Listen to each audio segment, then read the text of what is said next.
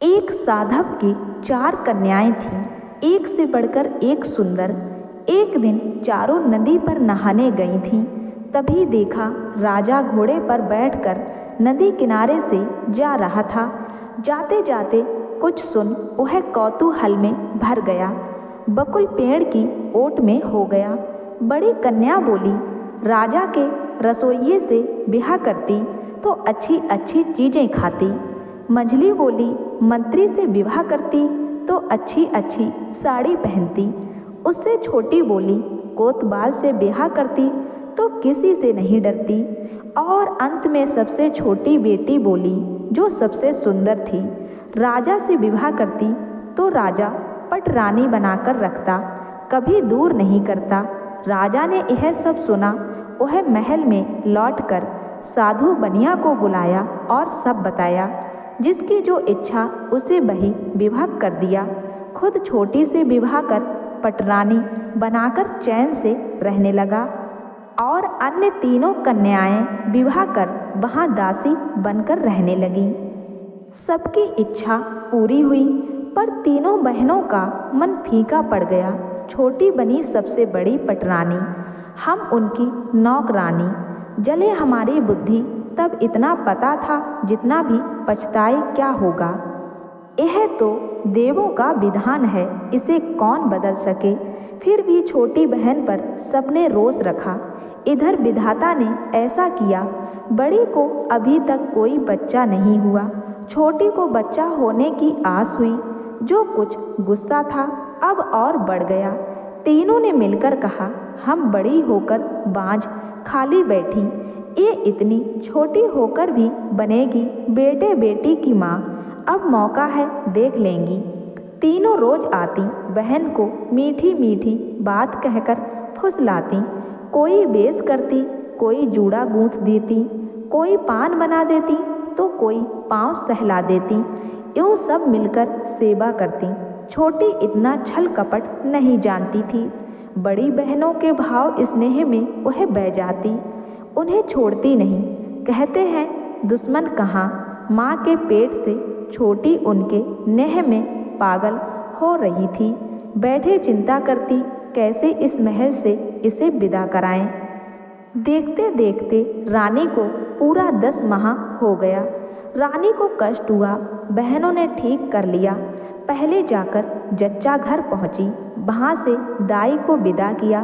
बहन ने कहा, हम देख लेंगी, हमसे अधिक कौन है, और किवाड़ बंद कर लिए। रानी की आंखों पर पट्टी बांध दी गई।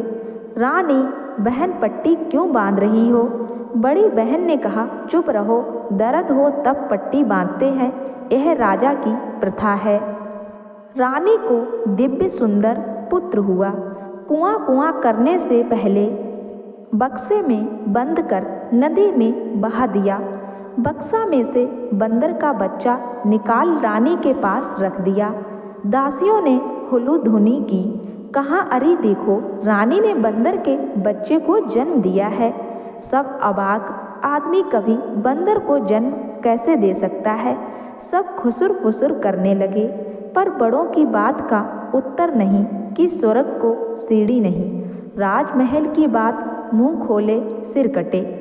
जब राजा ने यह सुना तो रानी ने बंदर का बच्चा जन्मा है, जान भर शर्म से राजा का सिर झुक गया और राजा चुप रह गए।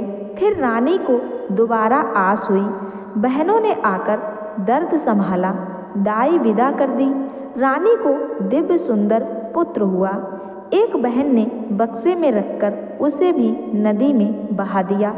बिल्ली के बच्चे को नाड़ लगाकर रख दिया। अब राजा चिंतित होने लगा, भाग्य मान रहे हैं क्या? फिर तीसरी बार रानी को आस हुई। अब की सुंदर बेटी ने जन्म लिया। कूटनीति कर बहनों ने उसे भी बहा दिया। अब की कुत्ते के पिल्ले को सुला दिया। चारों ओर बात फैला दी। अब आदमी के भी जीव जंतु पैदा होने लगे। राजा के कान में बात गई, ये असुरनी है, इसे पटरानी बनाकर रखा। इतने ठाट बाट से रखा। राजा ने सोचा, सच असुरनी ना हो तो कुत्ते बंदर बिल्ली पैदा करती। रानी को कारागार में बंदी बनाकर रखा गया। राजा की पटरानी सोने के गहने भारी लगते, आज पहने कल फेंक देती। अब लोहे की कड़ी पड़ी, आज खूब मोटे कपड़े पहने हैं। दूध घी में रहने वाली मोटे भात को तरस रही, उसकी आँख से आंसू सूखते नहीं। क्या करे क्या ना करे, भाग्य तो सहना होगा। अब रानी की बेटे बेटी को किसने रखकर बड़ा किया। बक्सा जाकर किनारे लगा, वही राजा के माली का घर था। भाग्य या करम से तीनों बच्चे मिले। अपने बच्चे सम उनका लालन पालन किया और राजा के कुंवर चांद सा चेहरा माली के घर में चंद्रकला की तरह बढ़े। तीनों भाई बहन घूमते घूमते एक पहाड़ी पर चढ़े। एक झरना बह रहा था, वन कहाँ से कहाँ तक फैला है। झरने के किनारे घना एक बरगद का पेड़ था, उसके नीचे ऋषि तप कर रहे थे। उनकी 12 हाथ की जटा, 5 हाथ का नख, 4 हाथ की नाक और गले तक ऊंची बाबी। तरह तरह के फल लता खिलकर झर रहे थे। कई जीव जंतु फिर रहे थे। तरह तरह की चिड़ियाँ एक साथ बड़ पक्षी ऋषि के पास बैठे थे। यह सब देखकर बड़े भाई को यह सब बहुत पसंद आ गया और जाकर पक्षी को पकड़ा, वह पत्थर हो गया। छोटे भाई ने भी वैसे ही किया, वह भी पत्थर का हो गया। अब कुमारी अबाक रह गई और अकेली वन में डरने लगी। कोई उपाय नहीं देख ऋषि के पास जाकर उनके चरणों में गिर पड़ी और रोने लगी। बिकल देखकर ऋषि ने कहा, जा झरने से अंजुरी पानी ला और उन पर डाल दे, वह बच जाएंगे। सब जाकर पक्षी के पाँव में गिरना, वह तुम्हारा बहुत उपकार करेगा।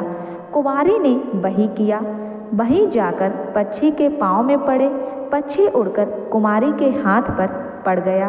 कुमारी ने सहला दिया तो पक्षी ने कहा, तुम इस वन में रहो, मैं सहायता करूँगा तुम्हारी। कोई विपद ना हो, यहाँ के सारे जंतु मेरे कहने में हैं, यह बुलाकर समझा दूंगा। वो देखो बरगद के पेड़ के नीचे घर है, वहाँ तुम रहना, वहाँ कोई अभाव नहीं है। जब जो इच्छा हो वह खाना पहनना। कुंवर कुमारी मज़े में रहते रहे। पक्षी उनका ध्यान रखता। बाघ सिंह सियार सदा घेरे रहते। पक्षी ऐसे बस में किए कि बाघ सियार एक घाट पानी पीते थे। वन में फल बगैर खाते हंसी खुशी फिरते रहते। बच्चों के दिन चैन से कटने लगे। एक दिन राजा पारधीवर वन में आए फिर रहे, पर कहीं खरगोश तक नहीं दिखा। चिड़िया की बोली तक नहीं सुनाई दी। राजा थककर पेड़ के नीचे बैठ गए। तभी कुंवर खेलते हुए उधर निकल गया। वन में ऐसे सुंदर बालक कहाँ से आया? राजा अचंभे में रह गया। देखते देखते राजा को रोमांच हो गया। आंखें बह चलीं। दोनों को पास बुलाया और अपनी गोद में बिठा लिया और पूछा, तुम किसके बेटे हो? पूछा तो कहा, हम माली की संतान हैं। वन में एक पक्षी हमारा साथी है, उसने घर बार देकर सुख से हमें रखा है। माली के चांद से बेटे पर मेरे भाग्य में कुत्ता बिल्ली। यह सोचकर राजा दुखी होकर रो पड़ा। राजा का दुख देखकर उन्होंने समझाया और पूछा, आप किधर से आए हैं? राजा पारधी पर वन में खरगोश भी नहीं मिला। दोनों ने सब कह दिया। राजा, तुम घर चलो, तुम्हारी बहन को देखूंगा। सांझ ढल रही थी, आज तुम्हारा मेहमान हो जाऊंगा मैं। अब तीनों बच्चे राजा का हाथ पकड़कर अपने घर ले आए। उधर बहन 6 तरकारी 9 भाजी बना भाइयों की बाट देख रही थी। आज इतनी देर कहाँ की? तो भाइयों ने राजा को दिखाकर सब बता दिया। बहन ने पानी लाकर रखा और पाँव धोए, जगह ठीक कर खाने पर बुलाया। राजा वह अद्भुत बना भोजन खाकर बोले, ऐसा स्वादिष्ट भोजन कभी नहीं खाया। पक्षी एक ऐसा पकाना। एक बार लंका के राजा ने निमंत्रण दिया। वहाँ मणिक मोती की तरकारी बनाई वह चखते तो इसे हटा देते। पक्षी की बात सुनकर राजा हंसे और कहा, तुमने पसंद की बात नहीं कही, मणिक मोती की तरकारी होती है।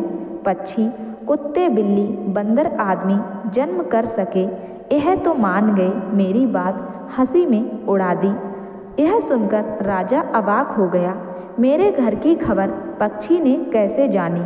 यह सब जानता। पक्षी के पांव पड़कर विनती की। पक्षी ने सब खोल बताया। राजा अपने बेटी बेटों को लेकर घर आए। बंदीशाला से छोटी रानी को छुड़वाया। तीनों बहनों के आगे उसे गहने पाट वस्त्र पहनाए गए। सोने की डोली पर बिठाया गया। रानी को गोद में चांद से बेटे बेटी को लिया और उनकी चोटी काट कर तीनों बहनों का मुंह काला कर गांव में ढिंडोरा पीट कर घुमाया गया। डायन घोषणा कर दी गई और आखिरी में उसको देश निकाले की सजा सुनाई गई।